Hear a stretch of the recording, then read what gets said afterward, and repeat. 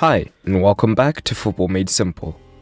As the dust has settled on Unai Emery's sacking and Mikel Arteta gets his feet under the table at the helm of the Gunners, there's no better time to look back at Emery's spell and assess what went wrong tactically and beyond to see if Arteta can avoid making the same errors. Without any further ado, let's take a look. And in the video, we'll use statistics to illustrate certain points, and a good place you can get stats is today's video sponsor, OneFootball. It's a great free app giving you the latest news, stats and much more, and you can get it through the link in the description for Android and iOS. In today's video we'll focus mainly on his second season, so if you want an in-depth look at his first, check out the video in the cards right now. So the first area we'll look at is his tactical shortcomings, but let's take a quick look at the personnel he brought in before the season. The club brought in a few first-team players, and the biggest signing was Nicolas Pepe, in addition to Martinelli, Luiz, Tierney, Ceballos and Saliba, although he promptly went back out on loan. So how did he tend to line up? After 2018-19 spent constantly making major changes between a back 3 and back 4 based formations, this season he looked to have found some consistency with a base system of a back 4. However, within that he still fluctuated primarily between the 4-2-3-1, the 4-3-3 and the 4-4-2 diamond. Formational flexibility is not a bad thing. However, it is interesting to note that many elite teams have an established base formation. Changing formation with a clear tactical idea behind it is a good sign of adaptation. However, at times with Emery, it felt a little like scrambling for a solution. Emery's style had previously been identifiable as largely counter-attacking, but his last two clubs expected to have a lot more of the ball. At times, his struggles to adapt to a ball-oriented style have been evident, so let's look at the build-up play.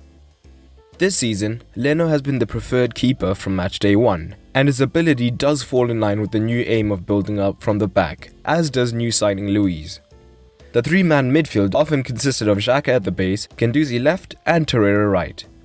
When committing to playing out from the back, positional play in order to create gaps in space is crucial, and this takes time to develop in a team and in a manager. But Emery seemed determined to implore them to play out from the back, even when the positional structure and the situation didn't suit this. One reason for this is that Arsenal have lacked a dedicated left winger, with most playing there wanting to cut in when higher up the pitch, or not having wingers at all in a diamond or a back 3 formation. And attacking the wings has historically been one of Emery's main strategies, and with his natural right back in Bellerin injured, he has preferred to attack down the left, using it 42% of the time, the second most in the league. This is because Kolasinac is highly attacking and was pushed up basically to play as the left winger. Xhaka would drop into the defensive midfield position, Guendouzi deep to the left to free Kolasinac, and surprisingly, Torreira, the closer to a dedicated defensive midfielder of the three, was given the shuttling role as the box-to-box midfielder and often got very high up the pitch. There are a few potential problems here. Firstly, individual skill is important when playing out from the back, and with each player being spaced out, the players have to be comfortable with the ball under pressure. In addition, the lack of staggered lines amongst the defense and midfield means that the opposition could block passing lanes more easily. I recommend looking at the video in the cards now to see how Pep staggers his players during the build-up. Another key element is having players who are mobile and constantly changing angles in order to create passing lanes. And when you look at that midfield, Guendouzi and Xhaka would both rather be on the ball than creating these new angles, and Torreira is limited on the ball and was often too high up to affect the build-up anyway. So, this gave teams the confidence to press Arsenal high, and the positioning, large gaps and stationary midfield meant that they were often dispossessed. The stats bear this out. In each subsequent season with Emery, Arsenal completed less passes when building up in their half before being dispossessed. This season, the 10.47 they've managed before being dispossessed is only the 10th best in the league.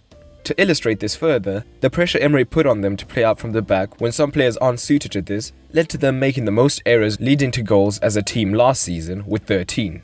So almost 26% of their goals conceded were directly off an error. It wasn't helped that by building up with Torreira high and Xhaka here, if there was a turnover, the opposition would be running at the less defensively astute midfielder in Xhaka. The role Torreira has been tasked to play is similar to what Kante has been doing at Chelsea, but there are a couple of key differences. Kante is a lot better with the ball at his feet, able to start from deep and carry the ball up the pitch, breaking the lines and the press, and he can recycle the ball as well. In addition, he has better positioning, knowing when to drop deep and support and when to go high to create an option, as opposed to just staying higher up the pitch. Moving higher up the pitch, let's look at the chance creation. As we discussed, a peak Emery team would look to utilize the wide areas, but on the left they effectively had no winger, and on the right, Pepe was naturally inclined to cut in, which reduced the width. At Lille, he thrived doing this as he had a good relationship with his right back who knew when to overlap. But although Maitland-Niles has performed well out of position, at times, the lack of this instinct of when to make the overlapping run has been evident, and Emery never really got the chance to work with Bellerin as he tries to return to full fitness. So, Kolasinac was the best attacking option to cross, so Emery would often overload the right-hand side to open up Kolasinac and then try get the ball to Xhaka at the base, who would look to switch it, as he often attempted the most long balls in the game. From here, Kolasinac would look to cross to the two forwards, but at times, this pattern of play did become predictable. Arsenal have seen their shots per game decrease under Emery, as they have struggled with chance creation. One of the main reasons for this is the makeup of the average midfield three, as discussed before. Xhaka and Guendouzi are both great on the ball, but not incisive or penetrating passers who create high-quality chances. Torreira, on the other hand, has a more limited skill set, and anyway was often tasked with getting high into the box, especially when they played a single striker. Their low expected assists pales in comparison with some of the league's chief midfield creators. The obvious answer to this is Mesut Ozil, but because of Emery's demands when defending, which we'll get into briefly, it meant that he was often not picked and he could have been the man to unlock defensives. This again wasn't helped by Emery's tendency to change not only formations, but the personnel as well. And when trying to transition to a new style of play, players need time to adapt and form relationships, which might have been the key to changing Arsenal's fortune. Instead, the team found itself with a huge over-reliance on Aubameyang. Now, let's move on to the defensive elements. A common criticism of Emery was being too reactive of a manager, which may have been a habit from his days managing less dominant clubs. This meant that he spent more time figuring out how to shut down the opponents rather than imposing his own style on the game. This can be shown as this season, when Arsenal were ahead by a goal, they've only gone on to extend their lead 3 times, showing that he prefers to try and defend a lead rather than have the confidence to try and expand on it. But Emery was renowned for his desire to press high at times, and of course, an effective high press is aided by a high line. However, the centre-backs in Mustafi, Luiz and Sokratis aren't blessed with great pace or athleticism. As a result, they're vulnerable to quick attacks in behind the defence or over it, and conceded many chances in this manner. In addition, the pressing structure was often disjointed, with players not getting to their man in time to prevent forward progress, and as a result, the pressing lines were often bypassed, and with Torreira being higher up, he couldn't provide his natural tough tackling to help stop attacks.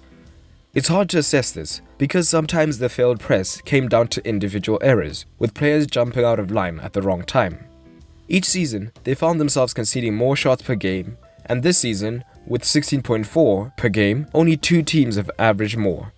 In addition, for a manager who is supposed to raise the pressing intensity, the passing allowed per defensive action has remained almost identical to the Wenger era. But again, the defensive issues were often down to personnel, and can't entirely be put down to Emery. His first choice of fullbacks have largely been injured this season, and he only got an aging Luiz and Sokratis as centre-back reinforcements. And Emery does have to be credited with giving a platform to some young players such as Guendouzi, Martinelli and more.